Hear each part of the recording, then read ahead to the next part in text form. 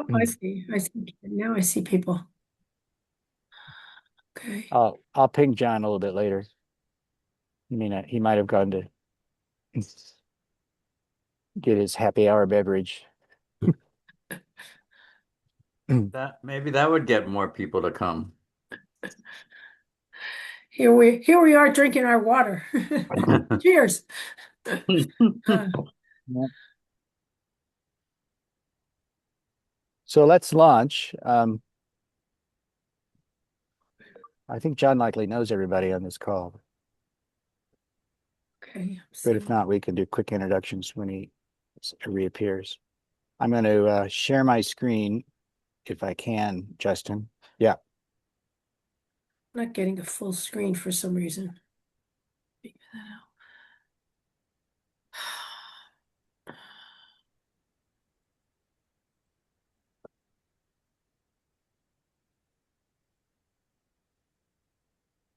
Is this all visible? Yes. So, usual committee order. I sent you the minutes for July 15th, attachment 1 to today's agenda. Did anyone have any corrections or inserts they'd like to see in those minutes? No, No. look good. Okay. Hearing no problems, the minutes are approved. And today's agenda, we're going to talk about two things primarily. One is the permit amendments that we began talking about at the last meeting because they had just come out in a memo format. And then that memo was then supplanted by a detailed, comprehensive draft of a hyper technical and a few really substantive amendments to the permit process. So I'd like to review our various consolidate our various conversations on those things because several of them talk about priorities that we've discussed for this committee. And then the main agenda for today is to begin talking about a work plan. And I sent you a first draft of an outline. Are there any other announcements or topics that folks would like to raise for this meeting? Uh, I know we just approved the minutes, but at some point we touched on having things more searchable. Is that somewhere in here? I'm not seeing it, Robert. I'd be happy to add that point to the minutes, Joe, and it's also a point that we can insert into the work plan. Yeah, because transparency of the whole process depends on your ability to find things like the applications and minutes of discussion and approval of permits. So I think it's definitely on our radar. Okay.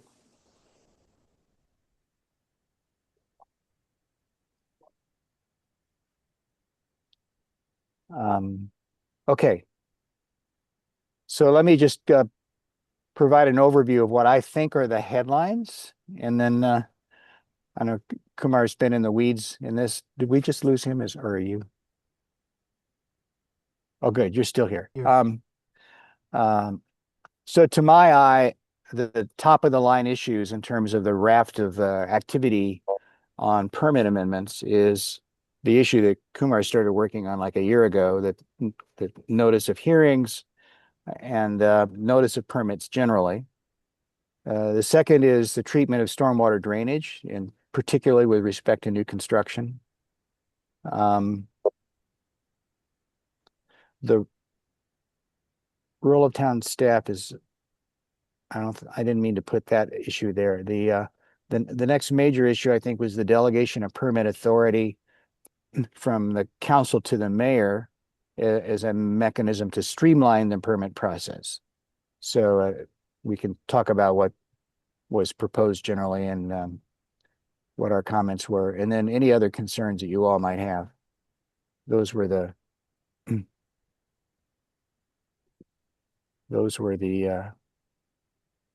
top of the line issues. The council had scheduled this past Monday's meeting to discuss and approve the whole comprehensive set of amendments.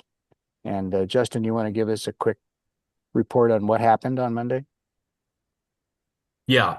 Um, so basically, I mean, they pretty much quickly decided. One of the council members brought up that obviously there was this letter, and some other people had been asking questions, and so basically recommended that they don't vote on it on the August 3rd meeting, which they didn't, and they agreed to move it to the September work session. So they basically kind of punted it. Um, Down the road, and they'll be talking about it in September. Good, which is a good outcome. Um, so I don't know how much detail we should get into. I shared with you all um, two versions of the comments that I prepared as independent, not formal committee output, but just speaking as, members of the committee individually and collectively, but not as a formal committee. And then I decided that they might miss the highlights because some of those were so technical. So I followed it up with another page and a half of comments highlighting the failure to address the need for notice of hearing dates to the community at large, which is what Kumar had been working on among his other approximately 5 recommendations. And then I highlighted the treatment of drainage plans for new construction, which I thought was at the very least ambiguous as the way it was worded, but I thought the most likely interpretation was a step in the wrong direction. So I sent you all of that. If you didn't receive it, I can put it in the chat line of this call so that you can have a copy. And then Kumar likewise sent a very detailed reminder to them of all the recommendations that his committee had made several months ago. And they picked up on a few of them, but not the whole package. And notably, they chose not to include the expanded notice to the community and left it so that the only people who got direct notice of hearing dates were the adjoining and confronting neighbors, which is the existing system. So those are the documents that are in circulation. Does anyone care to have more of a detailed description of what was on the table? My only question is, did the council discuss all this, or they kind of just recognize that there was a little confusion and opposition and just decided to postpone the discussion? Justin, you know? Yeah. I would say just realized that some people wanted to weigh in a little bit more and need some more time, so they wanted to just like rediscuss things at the work session. So, I mean, they've talked about these building code changes, amendments at I know for sure they talked about it at the July work session, um, and maybe even the June work session as well. Um, but yeah, right now their plan is basically wanting to give people more of an opportunity to kind of say some things about it uh, before they vote. And I guess I'm just trying to get, does anybody have, and Justin might not be appropriate for you to comment on this, but does anybody talk to Rohit or other council members about this? Do we have a sense of what people think, the rationale for this? I don't know. I just sort of it feels I feel kind of in the dark of sort of is this is this intentional to limit this? And if so, why? If not, is it just an oversight? And, I mean, Kumar, you've been the most into this. You probably have a sense of some of this. I think that is the question, because I don't think at the July work session that they got into the details of it. Basically, 4 out of 5, I think there were 4 council members present. They said, "We support this. Let's move forward with it." They didn't go into it point by point and say, "Yeah, 30 days notice for this, 30 days notice for this," and so on. So they really didn't know, as far as you know, they didn't really know exactly what was in there, or at least most of them didn't. I think that some of this was an oversight. I think they handed it off to the town attorney to draft the actual language, and maybe he just didn't realize he was supposed to make changes to different sections of the code. So, I mean, I think, but you bring up an interesting question. Do they really want to limit transparency, or do they want, full transparency? So we don't know. And I think we need to feel out some of the council members about it. And I think Erlinda will be critical, and because she's actually the liaison both to the development committee and to the public safety committee or the public services committee. So I think we need to Hmm. get with her and pursue this. So a question. So are you saying that you think that, for an example, because we're saying the whole town should be informed about these permits, that changing that from adjoining and confronting to the whole town could be so burdensome that they wouldn't want to do this? Is I that don't what think you're any of us implying? know. Hmm? I, We don't know. It doesn't make sense. It doesn't make sense that they would adopt the first recommendation, which is to give the entire community notice that a permit has been requested, and then not to give the same entire community notice that there will be a hearing on that permit, Mhm. particularly in light of the fact that there's been a change now as to what gets a hearing and what doesn't get a hearing. And that, And for they've both created, permits, and for both permits and variances, because I think variances carry the same amount of weight, right. should carry, okay. So Ken, I think that your feeling of standing in the dark is shared by everybody on the call. I have not talked to Rohit or Steve or anybody else. That all of the available hours that I had during this past 10 days or so was absorbed by rereading the damn text of their amendments about 5 times, just because I couldn't understand it. Uh, The drafting, shall we say, is complicated and obscure, and there are ways to simplify the drafting. And in one of my comments, was brazen enough to say, well, why don't you just simplify it and say it this way? Thank you. I think my take on it is, I don't think this is unkind. What we saw in the way they handle these amendments is an example of the problem. Our code is an accumulation of conversations about amendments that on the surface are technical, but for every 10 technical points, a couple of them are really important. And the council has delegated to the town attorney, go draft this stuff, and then they stamp it and it goes into practice.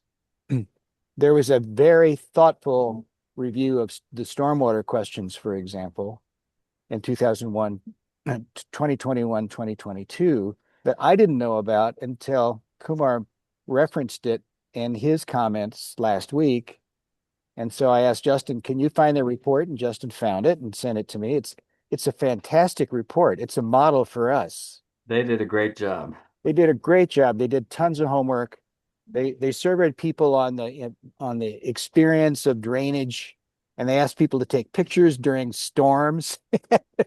It was a great research. It was logical policy analysis and a structured agenda and written up, it's $100,000 report, honestly, not hyperbolically. It's a fantastic job that Ellen and the others put together.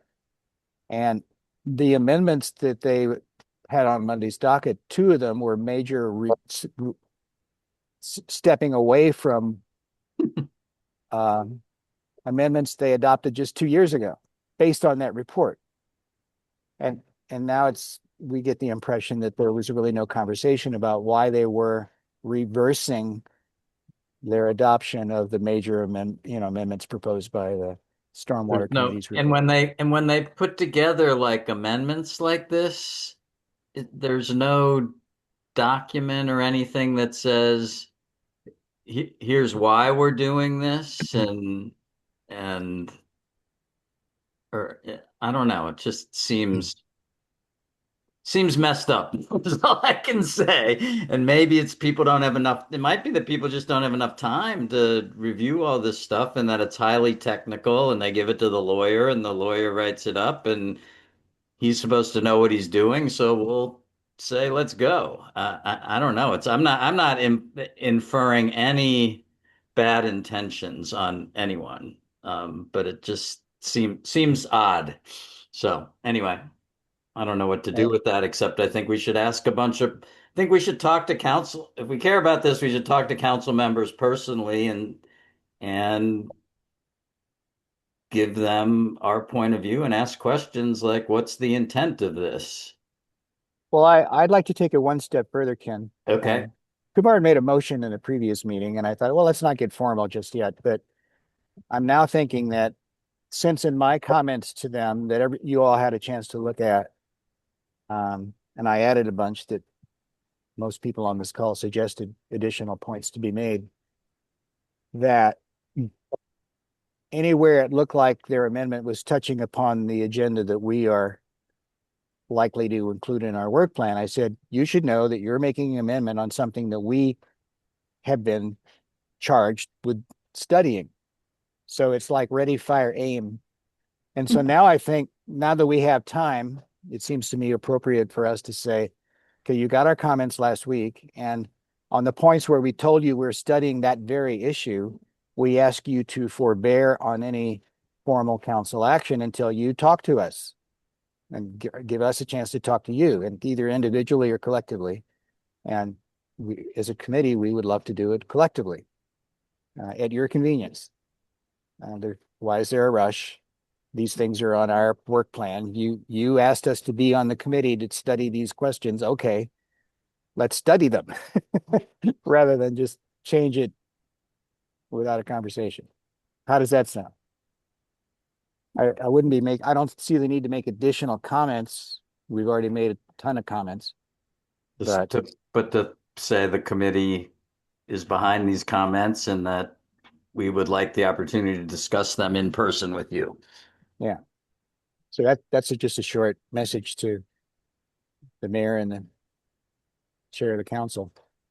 The other odd thing was that I thought the memo prepared for the previous work session was some of it was, a couple of sections were hard to follow, but for the most part, it made sense.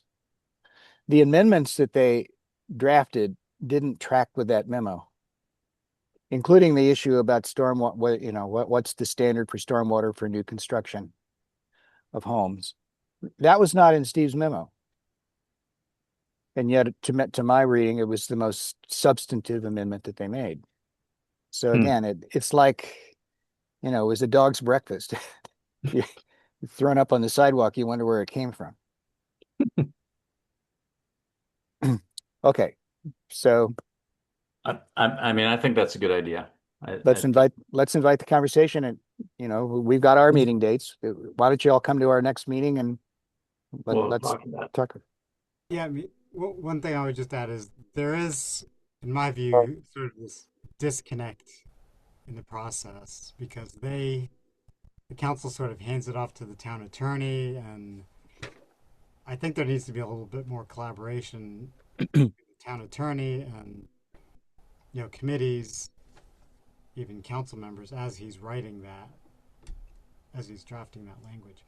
The other thing, just real quick, is I personally don't think it's an administrative burden for them to notify all residents of things like permit hearings. I mean, they use this software, Constant Contact, which some of you might be familiar with. It's, mass emailing system. It only takes a couple minutes to send out an email. So unfortunately, I'm hearing this phrase administrative burden a bit too often lately, and I just don't think it holds any water when it comes down to sending out notifications. But that's just my 2 cents.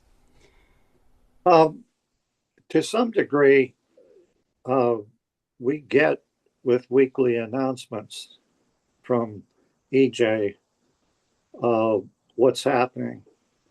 And one of the things that's in it that I've noticed it could have been there, but I've noticed recently because of this committee is EJ will say, we've got an application for this. Effectively, those announcements go to everyone. So to some degree, the burden is, if you're interested, it's there. And the council meetings agendas are advertised in advance. It comes out monthly in the town journal many times. Well, all the time. Here's the agenda for what council considered, what council is going to consider on such and such a date. And there's announcements that come out, council meeting, development committee meeting, safety, and you could zoom in as much as you want. And so to get notifications, will that just get lost? If those touch points are not reaching people, what is that saying? We specifically have an interest in these topics, and we're running down the road with it. And clearly, it's on our radar and focus, and we want more people to be more aware of it. But we just had the Stormwater Management Committee, which we've patted them on the back, and fantastic study. And I haven't read it. And should I have read it as a good town of Somerset resident? So I'm kind of, we're kind of pointing the finger, but three are pointing back at me. But it's getting surprises. And Justin, I might have missed it, but I was out in the yard yesterday and I heard a lot of loud noises. And then finally, and I didn't see anything in next door neighbor's yard. We back up to Trent, nothing in the adjacent neighbor's yard.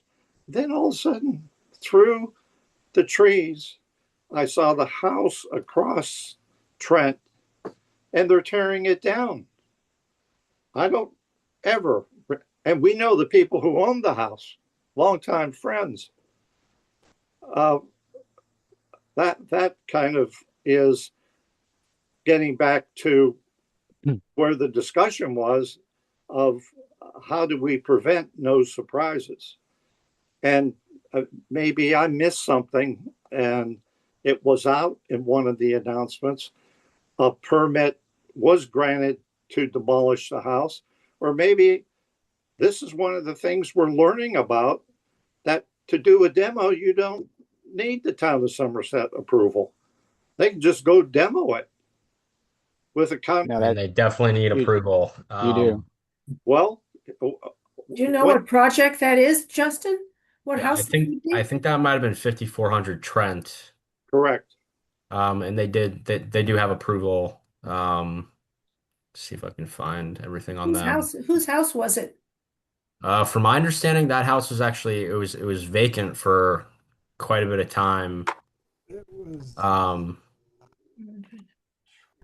The family moved to DC, and in the directory, there's no name associated with I it. see. Yeah, it just looks at. So while Justin's looking that up, let me ask you to pause the conversation. I have a reply to the points you made, Joe, but I think John Barry is with us now.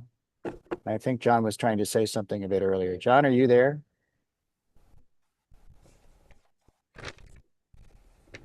Nope. Okay. No, I'm, Yep, I'm, I'm, here it I'm comes. now unmuted. No, I'm listening with fascination, but I do not want to say anything. Okay. Thank you, John. Welcome to our meeting. Happy to Good have to be you. here. Joe, in my reply, I think there's two issues. When you were talking, I'm thinking of two separate issues. Yeah, One is that the amendment that we're disappointed about, the one that Kumar drafted and proposed after, careful study through his committee, has to do with the amount of days of notice to go from 10 days to 30 days, because you need more time than 10 days if it's a complicated project, if you need to do the study of your own, or if you need to hire a lawyer or you need to hire an engineer. 10 days just isn't enough. And it's hard to get a meeting with somebody in 10 days, much less be prepared for a hearing. So that's what the amendment was about, the amount of notice. You're raising a different issue, which is one I actually studied as an academic. And that issue is, will the sheer volume of information going to the community at large sort of overwhelm everyone? And so it ends up being so much information, perhaps too much information, then the purpose of the transparency is not actually achieved. Because the people who need to know don't necessarily see it. The Chinese proverb, those who say don't know and those who know don't say it. It all gets kind of lost in the wind. And I think that's a legitimate question that we should talk about in terms of the permitting process and who, besides the adjoining and the confronting neighbors, ought to get more than the community-wide notice. Should there be any additional layers, or should there be a way to plant flags on certain notices so that it doesn't get lost in the routine, um, the routine scintilla of the flow of notices that are now coming towards us. I think it's an important issue. I think that if we all agree that these development related issues are so important to everybody, maybe those notifications have to come out individually just about that project, because it does get lost in the journal with all the announcements of it. Maybe there should be a separate communication about house demolitions and new construction and major variances. Those should be communicated on their own, not sort of embedded in all this other information. Separating the sheep from the goats. Yeah. And the reality is that, I mean, and this is true in most things in the world, is that, you know, 10 to 20% of the people are going to be interested and get involved if they know about it and they care, and the other 80% aren't. But in my mind, that's okay. The key is that the 10 to the 20% who are interested and might want to do something and learn more have the opportunity. I mean, Right. to me, that's what it's about. And I don't think it's unrealistic that most people haven't read the stormwater report. And if I read it, I probably read parts of it, and it was a long time ago, and I don't remember what was in it anyway anymore. But now we have an opportunity, because it relates to what we're doing, to go back and look at it as a great piece of research and analysis that will be useful to us. And so I don't know. I think that's just the way it goes. And Justin shared into the chat. When did this happen? 5400. Oh, let me see. I mean, it might have been approved in, when was it approved? Maybe.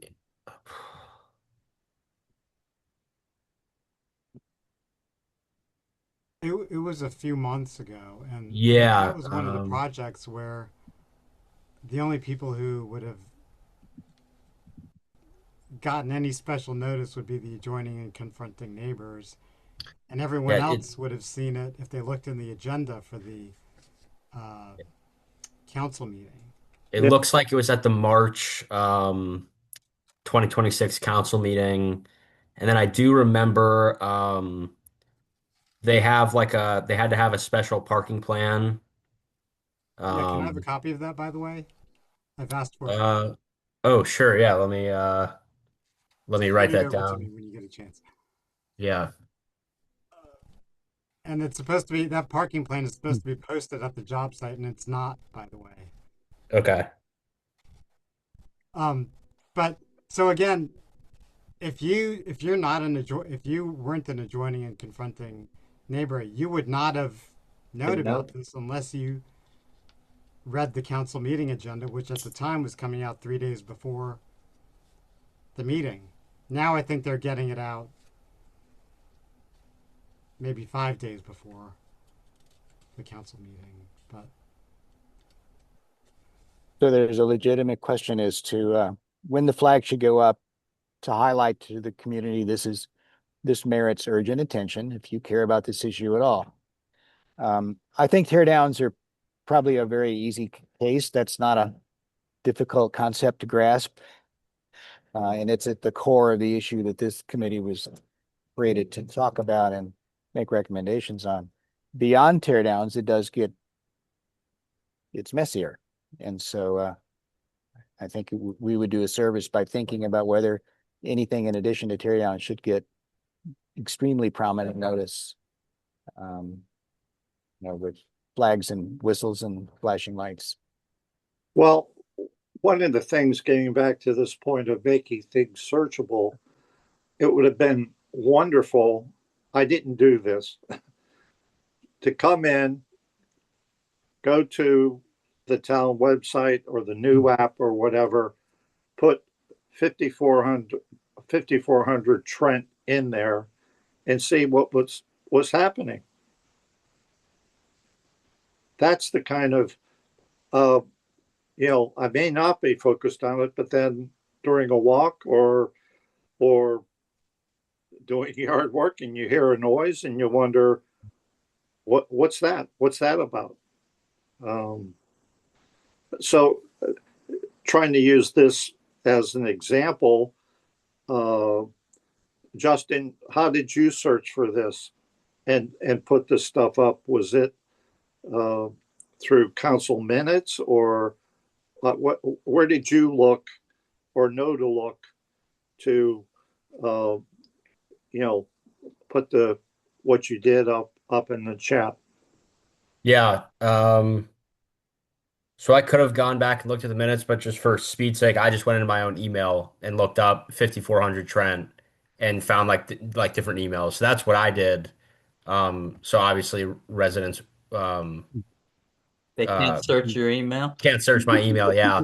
Um, that would be a little tough, but I believe it should be in the well, it's definitely in the minutes, although let me see. Let me see what it But says. But the issue is it wouldn't be easy for the average citizen to find this stuff. I don't think. Right. And even if there's a link in the journal that you can go into the minutes of a meeting, I tend not to do that. Yeah. Yeah, I think what a resident would have to do, just kind of looking at it, would be you go to the minutes, and it does say in the minutes from the March 2026 meeting that there was an approval of a permit located at 5400 Trent Street to construct an addition to the existing property. And then if you would want specifics, I guess more specifics on everything, then you would look at the packet from that council meeting, which is posted on the website as well. And you kind of have to scroll through and find all the details on 5400 Trent. So, um, yeah. so Justin, I'd like to tie the series of questions we've been throwing at each other to the project that Donna is doing for the town to organize, as I understand it, she's trying to systematize and organize archives and the town's staff's ability to retrieve documents. Maybe there's more to it than that. But if the town's going that far, I think it makes sense to maybe broaden her mission a little bit if that's possible. To at least Yeah. to identify. I mean, Joe's I'm no database expert, but I know that there are ways to address Joe's fantasy of being able to type in an address and and have it pop up. They're called text-based databases, and it's a random access memory, and it's not sophisticated. It's not difficult to do the programming. And librarians use this kind of tool all the time. So maybe Donna's familiar with these sorts of methods for making the information more accessible. And if not, maybe we should find somebody else to talk to. Okay. Maybe that So comes as at some point in time, a formal recommendation from our group, yes, right? yeah, To yeah, and say this is important and people need to, and I have no judgment or information on, I know the technology exists, but I have no information on how complicated it is to do, how much it costs to do, and all that kind of stuff. And so I don't want to, for me personally, I don't want to judge that. But I think I think we should figure out how to do it, though. It seems. and that's a nice segue, Ken, to our next agenda item, which is to All talk right. about our work plan. Excellent. So let me, if I may, for John's benefit, John, what I've done is I've shared with the committee, and in our agenda, there's a link to a Google Doc that you can get access to. I can even share it in the chat here if anyone needs it. I've done a rough first draft of an outline of a work plan, and it breaks it up into chunks by quarter. Our committee has a useful life of 1 year starting in July 1st, and we want to do our job and finish our work by June 30th of 2027. So quarter by quarter, how much time do we have and how much work can we do? My guess is that the outline I sent you is about 200% of the work we probably can accomplish, given the folks sitting on the table. To my mind, I think what we need to do is talk about the items on the list and then discuss priorities. What happens if we run out of time? Not if, but when we run out of time. What things do we want to make absolutely sure we get to? And, address those issues on the top of the list quarter by quarter as we kind of go through it. That's my general thought as to how to approach this thing. Let's assume we're not going to do it all, so let's be deliberate in where we start. So I'm going to share my slides and give you a quick overview and then open it up to questions and conversation.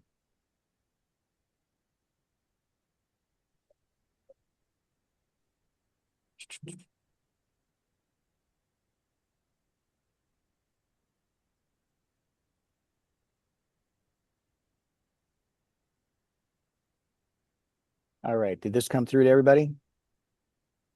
I still have the agenda. Yeah. Well, agenda. I've broken it down into subsections like this. Oh, okay. Now I see. And so, for example, in the first quarter, the work activities that I've listed in a little bit more detail in that one-page document are to put our library of committee working materials online, which we've already started to do, to identify issues that relate to the permit process, which we just spent the last half hour doing in some detail. And I thought it might also be useful if, since no one else has done this, the committee put together a diagram for folks in plain language, a diagram, a drawing of the way the permit process works for different kinds of permits, with a focus on, of course, the major ones. By legal authority, all I meant there was that we have a document and an introductory conversation among ourselves by the end of September on how the legal authority of the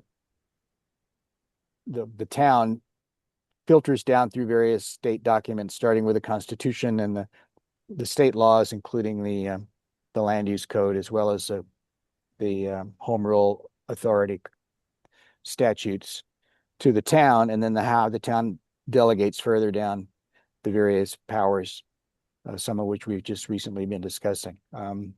That too can be roughly diagrammed, and I've already put together a first draft of that. So we can walk through it so everybody should feel comfortable with where our legal authority comes from and what things the town can do on its own versus things that we may think are good ideas for dealing with Somerset development, but they're beyond the power of the town alone. And we got into that last meeting. Transferable development rights are within the power of the county government. And as part of the county, the town of Somerset could be active in initiating a TDR process or being creative, but we can't do it as the town of Somerset. We'd have to do it through the existing statutory process that filters all those decisions through the county council. Similarly, the process for historic preservation is a little bit more complicated. There's a commission that reviews planning and proposals to create historic districts or to identify particular properties as landmarks. And once they chew on it for a few months, then it goes to the county council for review and approval. And there are approximately 5 historic districts, 3 of which I'm pretty sure already have been approved already, and a couple more are in the process of being considered, that are primarily based on the massing and scale and design considerations of mid-century modern architecture. So this is not a new issue for the county, but it is a county issue. And I don't mean to say if it's a county issue that this committee shouldn't work on it. I'm just saying that we need to be cognizant of what the town can do versus what we have to tackle on a wider scale.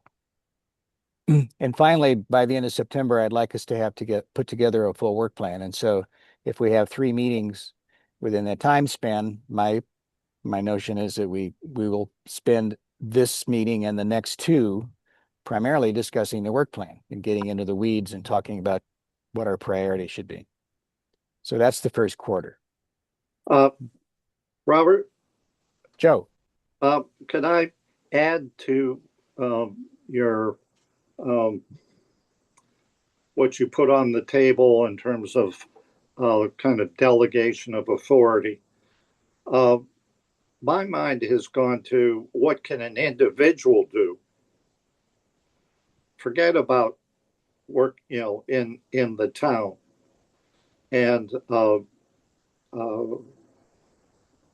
easements and deed restrictions are, you can put whatever you want on your own property, however you want to do stuff. And it has to comply with laws. But so I'm jumping down from what you can do collectively or have to do. And many of those easements do involve giving review and whatever to delegated historic authorities or whatever. But you can just do, and I sent you an example of that between 2 property owners. And as long as it's, you can do whatever you want to preserve your property. It can affect the market value, but if you're so moved, I mean, people should know that they could do whatever they want of, you have to preserve this garden or whatever, and that conveys with the property.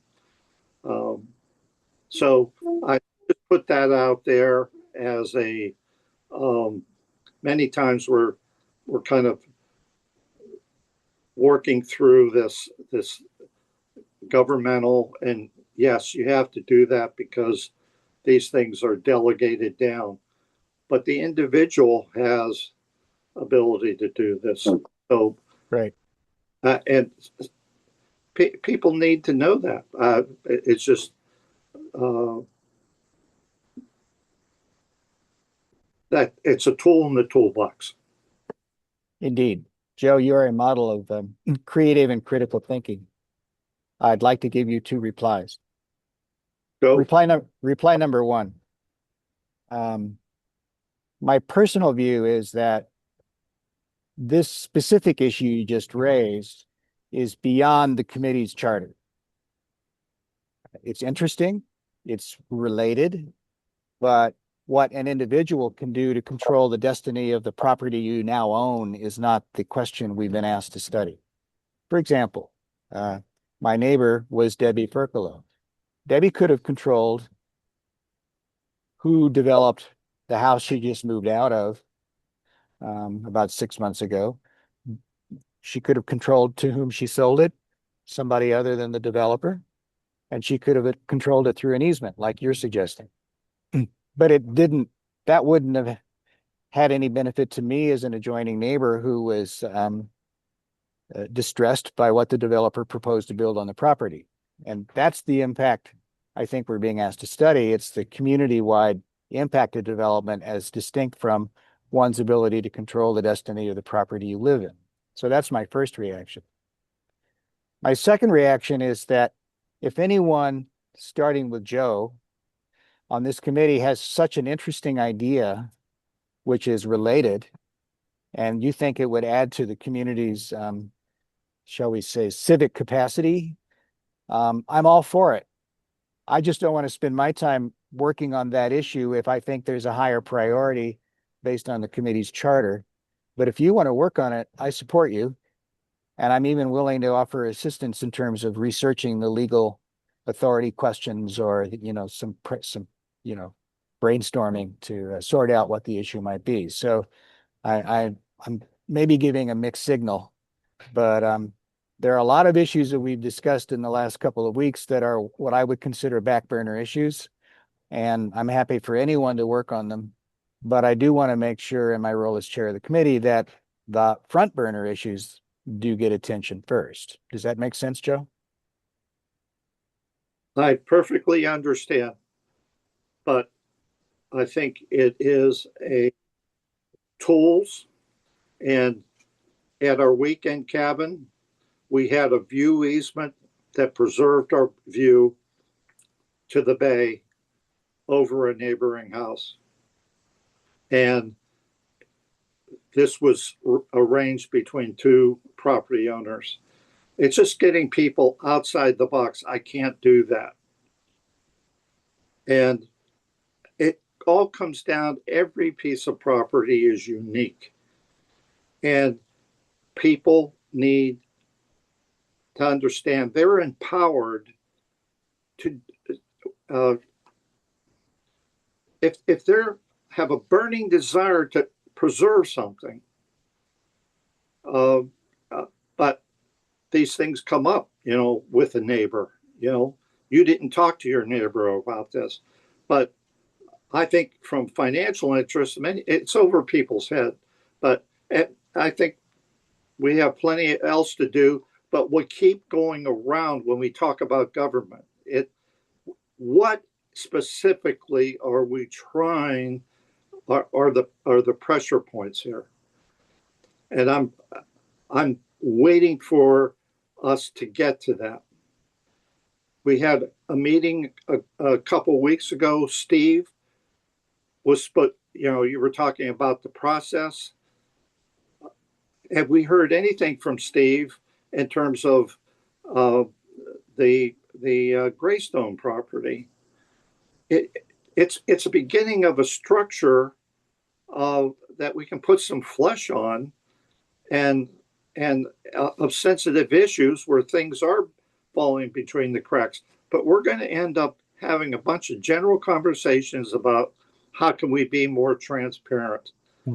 And I agree with you. More specifics, the better. So I will go do my thing on these, try to make it more transparent to the average person, and hopefully, if they can search at least our library, they can come across something that they may identify with. Gee, I should talk to my neighbor about an easement of whatever. I like your metaphor of the toolkit. What I ask of you, I'll ask of all of you, is take this outline of a work plan, think about how you would name or describe the suggestions such as Joe just made regarding easements that are within individual property owners' power, and look at where it fits into that work plan. Propose an addition to the work plan, and then work on it. Think of it as a Christmas tree. We can all hang the ornaments. The rough draft I've given you is just the branches. So this month is our pivot. We go from these general conversations into a series of very specific and somewhat technical research questions, and then into another series of very specific and technical comparisons of policy alternatives. So from here on in, we do get very specific, Joe, by necessity. And then the question is, who's going to work on what?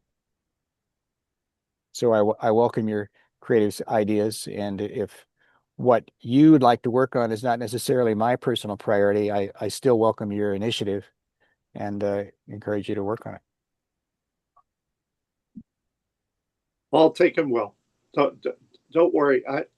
It's just, to me, we need to, let's continue with trying to get things into focus.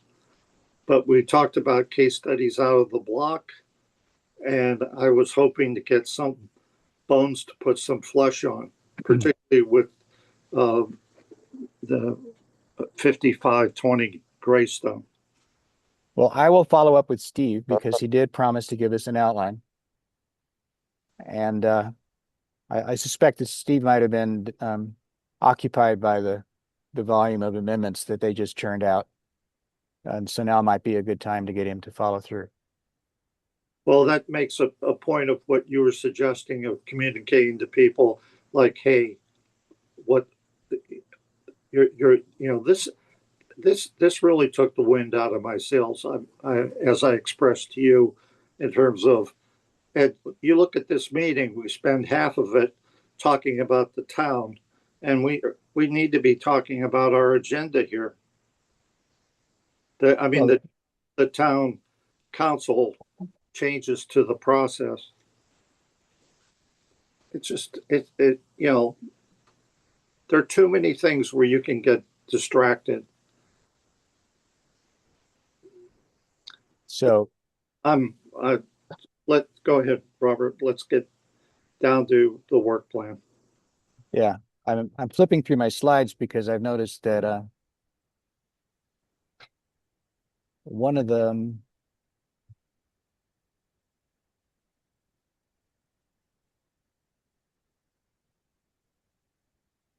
All right. I'm going to have to do this from memory. One of the topics fell off the slideshow, and that is in the second quarter, the stage of gathering information is crucial. And there are a number of projects that we probably should undertake in terms of research to define the metes and bounds of the issue. If the issue is broadly defined as infill development in the town of Somerset, particularly when it involves tear down of houses and building a new structure in their place, or major changes to existing structures that result in making them much bigger, so-called mansionization, all of which collectively has an impact on who can afford to live in Somerset. That's the sort of the bullseye of issues that we've been asked to work on. So I presented in the written document, which was attached to today's agenda. Let me just go to that since I messed up the slide that did so. Give me just a second.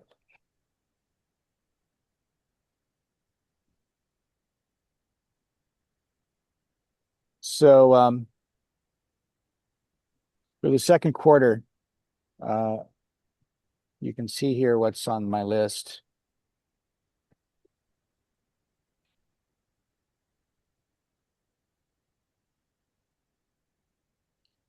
Number one on the list, Joe, is case studies of approximately 3 or more Somerset permits from the past. And so 5522 Greystone was one of them. The other house on Greystone that Phyllis referred to the fellow that she talked to who recently built or rebuilt that house to add a second story pop-up. And his dissatisfaction with the diseconomies of working with the town sounded like it might be a good example. So that's first on the list. And I think starting with these case studies is a useful place to begin. Another property that we discussed was the one next to where I live, 4803 Grantham Avenue. And I've already outlined my notes from that experience. And so I would volunteer to do a first draft of that case study. Ken had raised the issue of the economics of housing development and how it looks from the homeowner's point of view, how it might look from the developer's point of view, and how it might affect the community at large. I think putting a case study through an economic lens is maybe a good way to start thinking about the economics because it's grounded in a specific property. And we can use that case study to learn how to think about it. So that's why case studies are on the list. And 3 or so sounds like a manageable number for us. And maybe, Joe, that tear down that you just mentioned is one we should maybe consider adding. Are there any other properties that you think should be on our preliminary list of case studies? If not, I encourage you to think about it. And Is there, I don't know, if what a good property would be. Is there any example of something that kind of went reasonably well? That there were discussions, they did a good job of the stormwater management, they did a good job of tree replacement, the surrounding neighbors were happy. I don't know. It's always good to come up with lessons learned from things that seem to go well. I don't know. we had a Somerset neighbor 2 meetings ago, and now I'm forgetting her name. I apologize to her. Yes, And that was Joan Ebsry. So Joan, it was her house that she got the permit for because the house that they bought had such serious drainage and leakage problems that they had to start over. And she was happy. And so maybe she's the one. It was quite a while ago, though. I'm thinking that there have been maybe more recent examples. The house that Phyllis was describing was one that I think the neighbors were pleased with. I didn't know that they had had such a difficult time working with the town, but the neighbors were pretty happy with it as opposed to what happened to 5522 and the house next to Joe on Uppingham. Right. That's one that looks good from the front, but not so much from the back, where it encroaches on Joe's privacy. So Ken, one way to approach this is to put an article in the town journal as to what we're focused on in the next several months, and to make case studies one of the lead points that we explain to people and say, hey folks, we want your stories. Maybe you just want to tell us your story, and maybe you're interested in a deeper dive. We're calling those case studies. So we're listening. Do you have? I think that's a great idea. Yeah, and make that the theme of the first quarterly article in the journal. And then every quarter we'll do an article in the journal to keep people up to date with where we are, what progress we're making. That's a great idea. I think it also gets the town involved in the whole issue. Helps to get everybody involved. And Okay. I'd be happy to, if somebody's got a story, I'd be happy to like interview them and gather data and learn. I'd be happy to help with that. Great. I think that's a wonderful committee role too. Yeah, So I would do that as well. All right, wonderful. We stand ready to have coffee with you or something more powerful as necessary. Whatever we need, whatever it takes. Right. Number 2, my suggestion is that we map the empirical information of teardowns and buildups, which is what I'm calling them. It's not just the teardown, it's what replaces it. I began doing that when I was opposing the developer's plan next door to me, just out of curiosity, I was thinking to myself, well, is this just our block or what, what's the pattern? So I walked the streets and based on nothing scientific from an engineering point of view, I took note of which houses were obviously torn down and which ones were probably either torn down or massively reconstructed to exceed, 150% of the original footprint. And based on that kind of walk around, I put together a map that indicated the pattern of tear downs and buildups. That study by me was so unscientific that it needs to be reconceived by the group with a little bit more expert input. But I think that kind of information, so that we could look at a map and see, okay, since what year, 2010, 2015, where are these properties that have been torn down and what were they replaced with? And what is what are the implications in terms of square footage and also the economics of the resale expenses and the affordability of those houses and the impact on property taxes, things of that nature. So that's what I propose is the second thing that we do. And there are databases on the realtors pages that you can use that some of the one called Real Estimate. Not all the realty companies use it, but some do.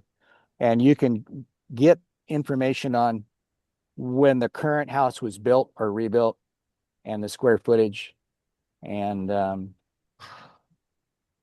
sale or resale values.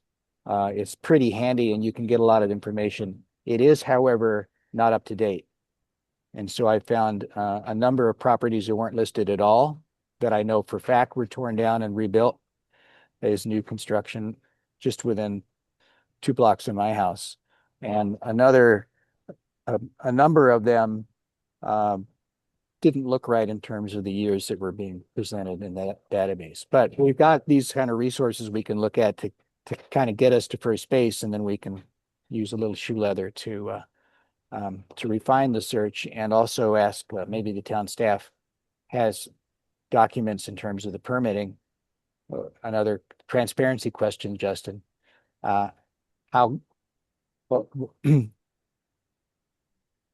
What would it take to do an archival review of demolition permits and new construction permits for the town of Somerset, and how far back do the existing records go? It's kind of a straight up question that I think you ought to be able to answer by talking to Steve or other maybe people with gray hair and hang around the town hall. Is that a hard thing to do, or is it? Well, I know the plans that we have that are stored at town hall are building projects from the past 7 years. That's our record retention plan. Records beyond that have been sent to the state, like for the state archives and yeah. Interesting. So the real estate databases you can find on the web don't have that 7-year lifespan problem. They show properties going back 50 or 60 years. And I think Phyllis may be a resource in terms of how the kind of databases she consults as a realtor, looking into the history of who holds title and who financed the properties. So I'll volunteer to give Phyllis a call and do a little brainstorming with her. Go ahead.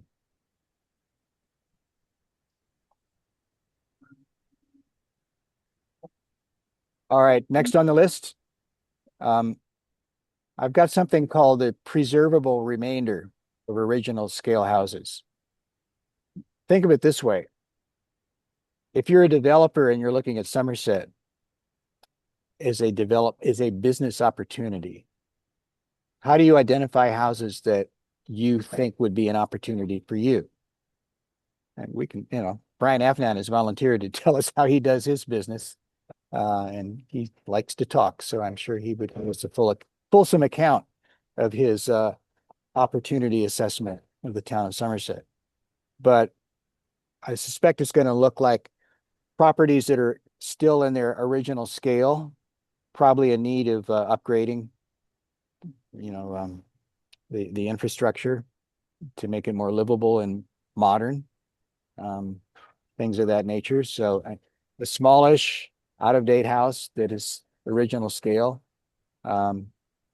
if that is what you as a developer might consider to be a resource, it may well also be the public good that this committee should be looking at in terms of preservation, or at least having a process that doesn't turn a blind eye to seeing all those properties gradually torn down and replaced by something 4 times bigger. And I'm not exaggerating. The house that's going to be built next to mine is 3.5 times bigger than the original house, and almost that many times bigger than the one that's sitting next to it, my house. But if that's the reason, if that's the resource, then we ought to be able to define it and count it and say where it is on the map. So I suggest that we do that. So Robert, the question is really how to preserve or at least respect what exists. What do we need to do that? What kind of restrictions? Well, you've taken us into the third quarter of work, and if I could ask you to hold your question for about 10 Okay, minutes. sorry. That's all right. Will do. The point for the second quarter of work I'm trying to get at is we ought to define what the meets and bounds, the physical reality of the issue is. What are these houses we're talking about? Where are they? How big are they? How many of them are they?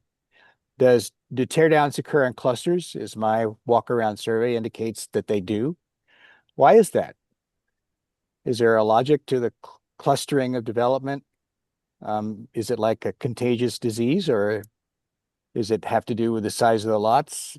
Doesn't appear to be size of lot. It more appears to be that once a neighborhood or once a block is broken, so to speak, it's easier for a developer to get access to other people on the block. But that's a dynamic that I don't understand, and it seems to be maybe an important one that we should understand as a committee. Well, a lot of it will go back to the history of the street. Many of them were built at the same time. You have people moving in of a similar cohort, and people age out, or people who are lingering finally with one house going just said that it's not the neighborhood I knew, or I need to move into a condo. And so there are tipping points. All this is interesting, but where does it get to in terms of, are we trying to identify where the next project is going to? It's all a function of, there's so many variables. The market dictates so much. Well, the question is, what is the market? It's And when we take a walk in the neighborhood, that's the market. The question is, what are we trying to? We come back to this in several points in our meetings of trying to preserve what? The mayor's charge to us was, look at this tree canopy, we're losing it. So how does this kind of get back to something we can put our hands on, that is getting back to your point of what the process is? And we're dealing with multiple forces. Many of them are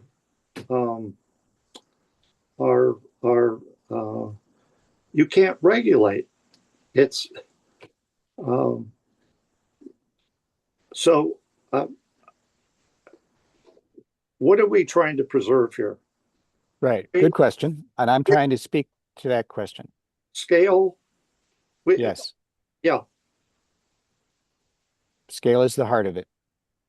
And so what I'm proposing is that we identify those houses in Somerset of the massing and scale that we think that make them candidates for tear downs, rebuilds with new construction, or rebuild with massive addition greater than 150% of the original scale of the house.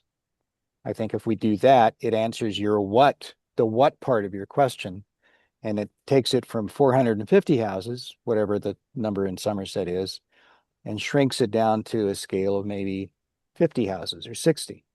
Now Then we can focus on that's the what that we're talking about. Going to be a lot more than that, but anyway. Well, I hope it's more than that, but it'll be much less than 450. Yes, it will be. Joe's absolutely right. When somebody says, what are you focused on? I want to be able to say the what is houses of this scale and in these locations. okay, let's say we have them identified. Then what? Well, there are regulatory options that I found being used in other cities that give you a full spectrum. There are procedural uh, regulations that keep a house from being torn down unless the entire community is given a 1-year notice of the teardown. That alone might be a discipline on the market and an invitation for community-wide engagement that has both a market aspect to it, but also a regulatory aspect to it. There are meets and bounds of regulating mass and scale, for example, in Boulder, Colorado, where they use a floor area ratio coupled with a lot coverage requirement that create a maximum size on the envelope, and you can't build bigger than that without a variance. And they have a pretty clearly defined standard for variance. They also have a special review process that can even get into design considerations if you want to build a house bigger than that FAR strategy. And there are 5 or 6 other cities I found that give you those options. So there are plenty of regulatory options that Somerset has the legal authority to adopt and would absolutely, no question, effectively regulate the scale of teardowns and buildups, even to the point that it might discourage private developers from messing with Somerset. I'm not proposing we go that far, but you seem to be questioning whether we could do it, and the answer is surely we can. Well, but people also want to be able to realize financially all those aspects put restrictions on people want to also, when they sell, maximize their return. Right, but that's a somewhat different subject. When you're selling your house, for example, my former neighbor, Debbie Ferkalo, sold her house to Brian Afnan for $1.6 million. Phyllis suggests that a sale in that range could have easily been to a non-developer, but it would still be within the same ballpark of $1.6 million to sell her house as she moves out of it because her house is unimproved, if you get my drift. Yeah, again, it's sort of individual rights, ability to do what they want with their property, which includes sell it to whoever they want. And so I all this is all good. It's a roadmap, but proposing restrictions in Somerset, I just wonder how that will go over with people when they realize I can't sell to whoever I want. Well, Well, Joe, I think that's part of the process here is that we want to go through this process and look at all the different options, look at what other communities are doing. We need as a committee to decide, when we talk about preserving things, that can mean a lot of different things to a lot of different people. I do think we should at some point articulate or the kinds of things we want to preserve and maybe even prioritize them if we can on the committee, because people are going to have different views of that. And how we articulate that to the community is going to be critical. And then we can look at all these different options, regulatory options. Maybe there's some economic incentives that we can use, you know, all these things. There they are in future quarters. I hear you, Ken, but you even brought it up in the first meeting that, this push-pull between individual and community. And what really, walking around, I see, like down Essex, a lot, home was there. Then my next walk down, and it was several weeks, the lot is cleared. No trees. I can see all the way to houses backed up on Dorset. And it's, and it's a family lives in Silver Spring, and they want to build their mansion. And so, fine. I'm just trying to maybe connect dots that we're still establishing. And Boulder, Colorado has a different culture than Somerset. And people are used to doing what they want with the property. And I don't think there's a property in Somerset. It's the original house. There's been additions and whatever put on. So I keep going, Robert. You want to get through your agenda here. All right, I'm not going to, Joe. We're coming up on the bottom of the hour. I think that we're about 75 minutes into the conversation. I'd like to wrap it up in the next 12 or 15 minutes.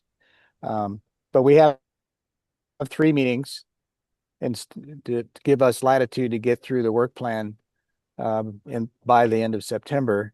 And I think this is a healthy conversation. We have to be able to go back and forth and talk about what we think the homework ought to be to establish a factual foundation for the work without depriving ourselves of the opportunity to have a political or value-based or philosophical conversation.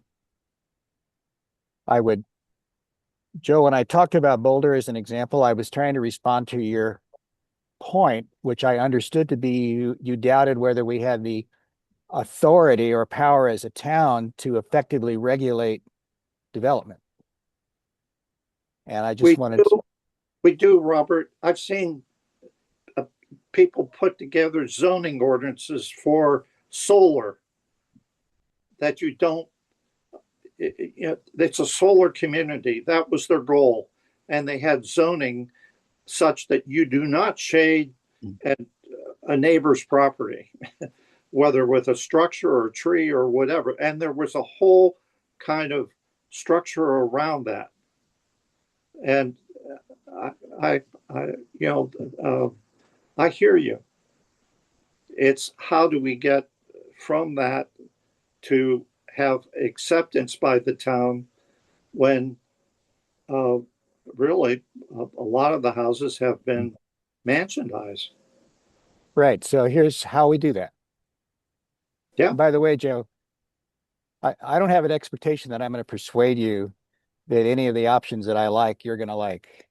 I'm not a. It's not liking them. It's how do we get it to move forward realistically within our community. Yeah, and the answer is you create choices. Yeah. So good. I apologize to the group if I've kind of, I'm with it. I just want to get specifics. I want to get meat on the bones. And well, that's what. And the case studies, to me, start doing that, because there are many times with case studies, lessons that we don't even know are in there. And having taken case study courses, you it, you so uh, uh, I'd like to get as far down the road as we can, and by June next year. Well, let's think about it working backwards. By June, I want to give the council a set of recommendations from the committee. I do not mean by that a consensus. I mean by that a set of recommendations. There might be one recommendation that 3 of us support, a different recommendation that 5 of us support. They may or may not overlap. I think that's doable. I think we can create a set of choices based on recommendations that several of us are willing to work really hard to study and compare and to provide a, you know, a solid policy menu. And I want to finish it by June. I want to give them a matrix that compares the choices. For example, if we decide that some kind of advanced elongated notice period for teardowns is a good idea, I don't want to just say we made up a number, it should be 6 months. I want to give them a comparison table that shows 3 or 4 cities that have such a mechanism in place and how long it is and what the application process looks like and what the people who manage the program think it does. Is it working or not working? Was it worth the trouble? So that when we make that kind of recommendation to the town council, we're providing the context and the experience that exists with the option we're proposing. And for every single option we propose to them, whether it's the permit process like that, or whether it's on mass and scale, or whether it's an expansion of the concept of use and enjoyment, which does have to do with access to the sun and space between houses, development plan criteria, for example, for stormwater, variance criteria that are more objective than what we have in place now. For each one of those categories, I want to give them a clear comparison of which places we looked at as the model for what we're proposing, and then overall what we think the trade-offs might be between these models. I would expect we'll come out with a set of recommendations that are asymmetric, where we disagree on their efficacy or we disagree on the philosophy behind the proposal. But at least we will give them a well-schooled, studied, quantified, and rational menu from which the town council can make decisions and have debates and conversations and hearings. So that's June. I want to finish that. And it'll take us a couple months to write up what we learn. That's the 4th quarter. Working backwards into the 3rd quarter, what we need are the detailed comparisons that I was alluding to, you know, have at least several examples of every proposal we want to make and compare the way they do it. What can we learn? What do they do? Well, how are they similar? How are they different? And then backing into the 2nd quarter, which would begin in October, the 2nd quarter, I think it makes sense for us first, before diving into the detailed policy comparisons, to fill in the what part of your question. What is it we're trying to preserve? Can we point to the how? Can we count them? Can we point to them on the map? Can we explain what they are presently valued at and what we would expect them to sell for in the market, and how much would a development constraint perhaps change the market for the existing homeowners when they want to sell that home? I don't think actually most of these options are going to change the sale opportunities for people who now live in most of those homes. They will be able to sell those houses within a few $1,000s, regardless of what we do in terms of longer term development. So that's my sense of the process. We do our homework on defining the problem, counting the resource, quantifying it. We develop policy alternatives with clear examples and comparisons, and then we write up our recommendations in a way that's easy to understand as a menu. I think that's how we get from where we are now to what the mayor has asked for.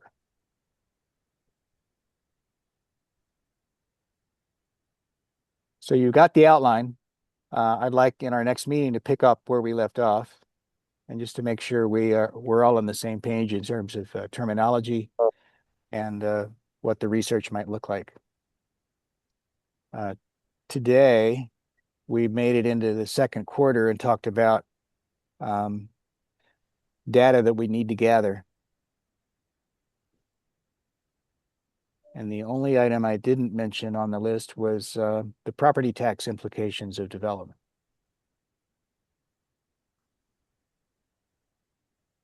As larger houses are built around you, the value of your house is going to be affected by that. How much?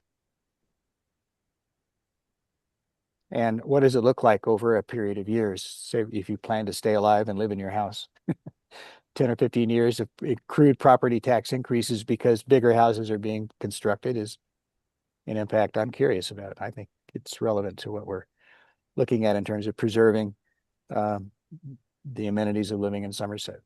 It would also be interesting to look at the that compared to the how much value is increased also by. Yes. Yes. I don't Absolutely. I don't think people know that, and it could go either way. I mean, it Right. could be the property taxes are costing so much more because of the increase that's would outweigh the increased value you get from your property because of the way things are going. Who knows? Anyway, I'm just saying. And there's one, let me just mention one other category of information, which I'll call demographic. And I mention it because Rohit mentioned it in a meeting that in the same meeting in which our committee was created, actually. And he mentioned that two statistics that caught my attention. One was, he said, what would be your guess as to the number of families with school-age children living in Somerset, teenagers? Is it higher or lower than it has been in the past? Shrugs around the room. I didn't have any idea. He said the number is that it's higher. And then he said, what's your guess as to the enrollment in Somerset Elementary School? That's definitely down. It's definitely down. What's your guess as to the number of young people who participate in the Somerset Community Swimming Team? Numbers down. So the economics of the community appear to be affecting the ways that people participate in, relate, and live in community institutions that we're all part of, we're connected to. So that's another dot I think would be useful to But are there put other together. reasons for that? Sure, Is it there may just well be. is that just dependent on the price of housing? I mean, it could be that more and more people are sending their kids to private schools rather than Somerset. Well, I think it is, but one argument, I don't know if this is true, would be that as wealthier people are moving into the community, you have a greater percentage of the community who can afford to send their kids to private school. Right, And and who join country clubs and don't support the swim team. Same kind of thing. But I would guess that on the whole, people move into Somerset because of how they see it now, not how large a house they can build here. So I think there's something um, so valuable about preserving what is and ensuring that there's some variety of price points and home sizes.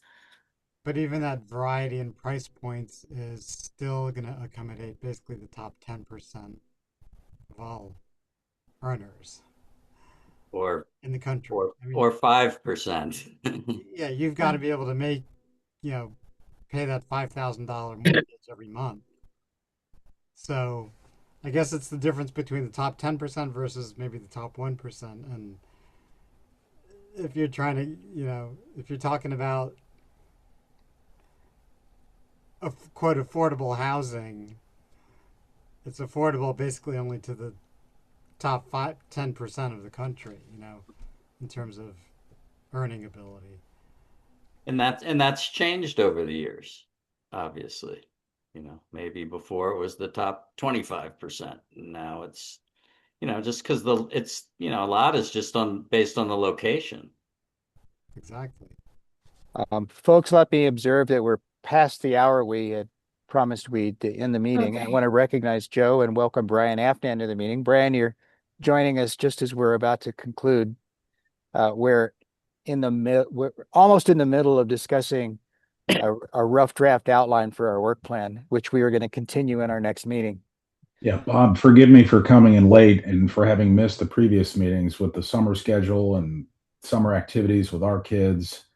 I just wasn't able to attend and was quite tardy to this meeting. So I want to apologize to the group for being late. But as I had said, I think when we spoke at a previous meeting, I'd like to be a resource for this committee and others in the community who are interested about many of the questions that I think have been very well articulated this evening. As a Chevy Chase resident, not too far away, and as a property owner in Somerset, a lot of the themes that I think are being discussed on this Zoom call are similar to the conversations that we have in our neighborhood in Section 3, that happen in Martin's Addition, that happen in the town.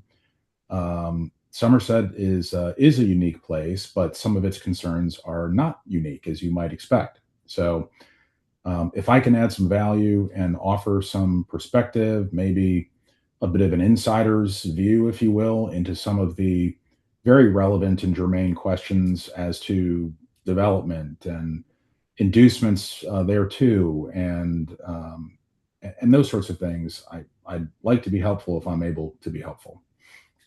The answer is yes, and I already invoked your name in this very meeting, Brian, when we were discussing in the earlier part of the meeting, what does Somerset look like as a resource to a developer, and to what extent does the committee's view of our housing stock as a resource overlap with yours? And so I mentioned my conversation with you earlier at one of the council meetings where you offered your services, and I'm glad to have you show up and accept right on the spot.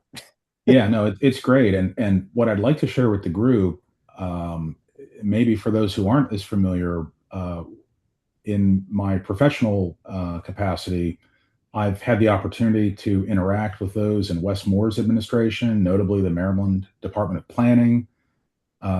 We have been engaged on a statewide basis in housing stock inventory and resource analysis at the state level, which, as you may be aware, is really a very, very significant question these days, as affordability concerns, which we seem to hear about almost daily, right, on the news, become acute in really every corner of the state, including Somerset. Property taxes are systemically and on a very widespread basis going up. I can't talk to anybody who's received their property tax bill that's had less than a 25% increase in 3 years. My own property taxes, I think, went up 30%. And we have actually very little building in my community, my neighborhood. So I think depending on, sort of which way the conversation evolves, I think I may be able to offer some helpful insight that will stimulate some really productive conversation. Again, not necessarily consensus, Bob, which I think you spoke to articulately, but at least help identify the issues, flag the issues, with possible policy responses to those issues, which may be different for different issues. Right. Thank you, Brian. Welcome to the process. Yeah, Joe, thanks again. I'm really sorry for being so late, guys. Sorry about that. Joe, back to you. It's just, I was listening to where we're going to be at the end, and you were talking, I didn't hear the word amendments to the town code. And that was in the mayor's charge to this committee. proposed amendments to the town code. Yes. Uh, uh, just in terms of our charge, uh, a reminder that that's what the mayor was looking for when he set us off. And nothing that you said is contrary to that. It's just he was kind of specific of recommendations to the council to change the code. Yes. Point taken, Joe. The elements in the third quarter of the work plan, which is where we stopped today, all would require amendments to the town code. All of them. So we will for sure be comparing possible amendments to the town code based on the experience of other towns and cities and using them as models for what Somerset might do to amend its code. Can I ask you, Robert, about one question on research? And I know you're gathering a bunch of this, so maybe it's already underway, but it seems important, and I'm not sure what quarter it goes in, and I know you're already doing this, but gathering examples from other communities. Examples of what? Of policy, regulatory, just approaches to manage development. Yes. And I know you're doing that, but just to make sure that's in the work plan, because I think it's important. Right. So I made a start at it. I didn't want to put anything on the list that I hadn't put my own eyeballs on in terms of a functioning policy in another place that seems to be working. But it is labor intensive. Brian warmed up to me one evening as we were talking at a council meeting by saying he loves reading town codes. And it's an acquired taste. But so here let me go back to my original proposition in terms of what we personally all want to work on. If you have an idea you want to work on, even if I don't think it ought to be a priority, I do hereby volunteer to help you find it in terms of legal research and using the databases of municipal codes that are available.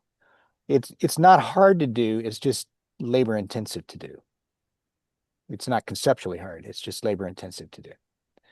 But I put that into the third quarter, Ken, because I thought it ought to follow the research we do to define the what. What's the resource we want to preserve in terms of the housing stock? And what are the economic implications of maintaining the status quo into the future? But so the third quarter begins in January, and it would be helpful if we didn't wait until January to start looking at some of those options. So to the extent that in our next meeting, we discuss the regulatory moving parts, if you have a personal interest in any of those, I would get together with you and help you get started in terms of finding the models. Okay. You know, the first thing is to find it, and then you download it. I mean, the Louisville, Kentucky statute, I was excited to find. It's one thing to find it. It's another thing to read it all and understand it, and then talk to somebody in Louisville to see if it really works the way it looks on paper.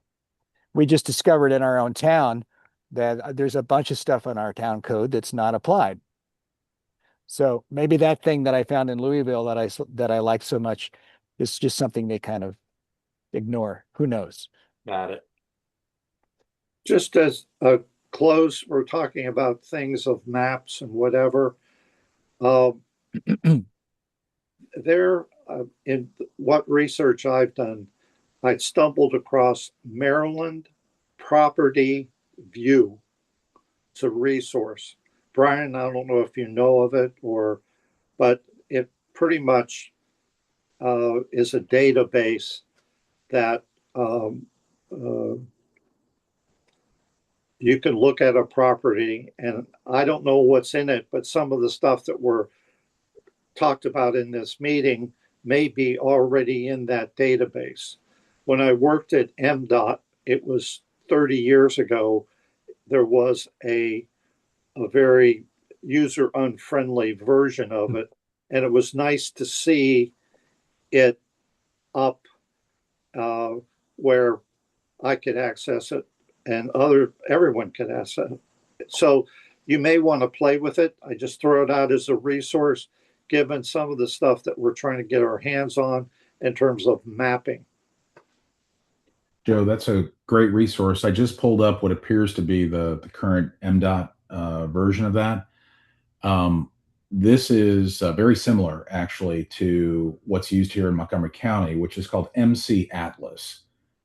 MC Atlas is a free, publicly available GIS database that has been in use here in Montgomery County for quite some time. It's very powerful, and in fact, for our revised permit application for the home on Grantham, we had obtained certain data sets and imagery from that database, which is extremely well done, very well maintained by Montgomery County. So that would be a wonderful resource, I think, for the committee in benchmarking with regard to other communities, neighboring communities, notably the town of Chevy Chase, all the Chevy Chases really, and the broader county. So MC Atlas is that website, and there's a link to it through Maryland National Capital Park and Planning Commission, and then the Maryland Department of Planning (MDP) has similar data sets. Certain areas in the country have really robust data available. Montgomery County, I would say, is a little bit further ahead than most jurisdictions. And most of the data that is commonly available is in more significantly developed areas like the DC region. So I think you'll find that. And then with respect to ordinances, Muni Code and American Legal Publishing are, two of the more prominent sort of online resources for those zoning codes that Bob had mentioned I'm so fond of reading. Those are usually databases that can be searched pretty efficiently, so you can put keywords and phrases in. So I think you'll be quite pleasantly surprised at how readily accessible some of the ordinances are in different parts of the country. But to Bob's point, actually reviewing and reading them and understanding them, particularly when different areas have different defined terms, which look or sound the same, can be a real challenge. So that's really where the meat and potatoes and the heavy lift will be, I think, is not just finding the data, but making some sense of it and drawing reasonably logical conclusions from that information. So, but yeah, that resource looks like MDOT still has it, Joe. Great. Thank you. That sounds like a fairly optimistic last word for this meeting. So our next meeting dates are August 5th, today, full committee, and then we have a research update on August 19th, and then a September 2nd meeting of the full committee. So what I'd like to do is to be able to get through the outline of the work plan so that we all understand what the pieces are, and just to see if it seems acceptable in general terms, and then focus on the second quarter of the year, which is the research stage, gathering information about the housing stock in Somerset itself and some of the related economic questions within Somerset, and maybe developing that in a little bit more detail because it would be the next step that we leap into. And so we would, by the September 2nd meeting, we would have a general outline of a work plan broken up into the quarters as I've described it, and then a more detailed view of what research questions we want to tackle between September through December. And that would allow us to ask the mayor and the other town council staff, if they, what do they have in terms of access to that information? How difficult would it be to do research on Somerset permit histories, questions of that sort. The mayor indicated that if we needed additional research support, the town budget would enable him to help us out. So if it's a research assistant or a database subscription, or something of that order, I think he's prepared to give us some assistance. Hey, Bob, one thing I want to volunteer just for the group.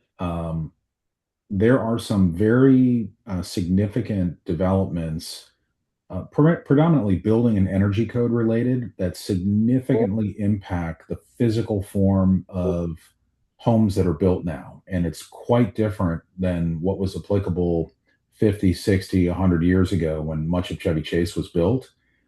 And many of these requirements today, which are driven by predominantly strength and efficiency sorts of concerns, each of which I think has a lot of merit, significantly impact the physical composition of major additions, regular additions, new homes. And until you see them, sometimes it's hard, I think, to really appreciate the physical impact. So we've got a number of homes under construction over the coming months that will offer, I think, a really unique opportunity if the committee members are interested in a bit of a field trip or maybe a lunch and learn. I'd be willing and happy to host those who are interested, who might want to see what it is builders are doing, which is inherently incompatible with old historical construction, and which I think is a contributing factor to some of the incompatibility of new housing stock versus existing older housing stock. So I just want to put it out there. Call it a field trip, call it a in the field case study. I think if those on the committee had an opportunity to really physically see firsthand what goes into a new home, and then more specifically understand how that's very different, right, from what's been built already, I think it might provide more insight into the why in the incompatibility. It sounds like fun, actually. Any excuse to get out in the field and get some lunch, right? Yeah.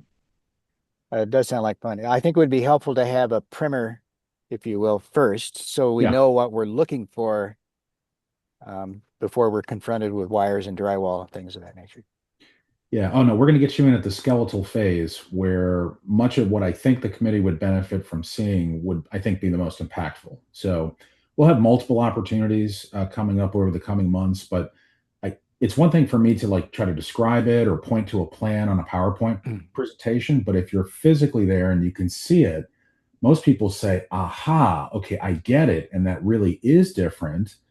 And it helps us get to the why, and I think makes the conversation just so much more easily understood for most folks. So, but yes, you certainly would have every opportunity to understand what it is we're looking at, what it means, and why it would be of benefit. Absolutely. Thanks for the offer. You bet. So, like I said, we have a somewhat optimistic note to end on, that this research is doable and the databases are great. And I look forward to getting my metaphorical hands around some of them and seeing how they steer. Bob, Yeah. one thing I would just add is the Stormwater Committee had been researching permit applications. Now their research will be out of date. It won't cover the last couple of years, but I don't know what information they found, but I think they were trying to look at every permit application and look at square footage and other parameters. So it might be useful to try to see what research they had done and what information they found and how they had gone about looking for it. Thank you.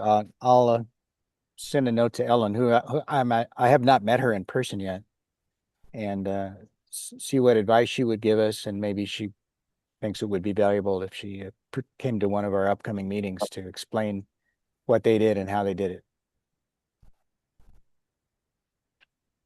Hey, Robert, Yes. I just thought of it, seeing your background in our conversation at the beginning. Excellent. Thank you, Joe. Appreciate the solidarity. All right, I need to go. Good night, folks. Okay, Thank good you. night, Thank you everybody. all. Thank you. Thank you. Especially Robert, thanks.